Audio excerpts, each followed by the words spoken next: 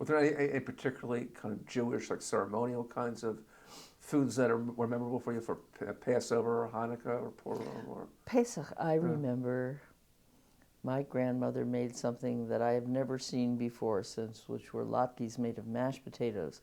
And I can picture them, her standing by the stove, making them and putting them on a platter. And the platter was next to the hall where you went into the dining room and people eating them as they went.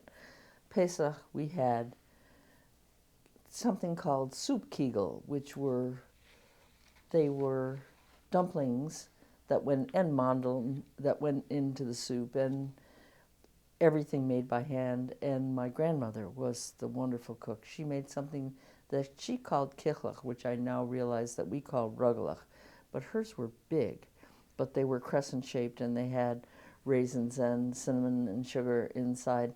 We didn't know from portion control.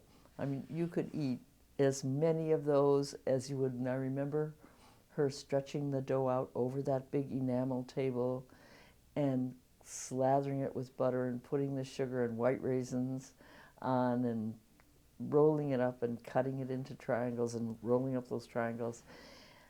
Oh my gosh, that was the best food. That was the best food. Nothing tastes like that. We also ate fricassee with feet, chicken feet, and now where I live near Chinatown in Boston, you can still get chicken feet, and I keep promising myself I'm going to make fricassee. So you had, for Pesach, you had considerable food because you had fricassee and gefilte fish, and I remember capon, not brisket. And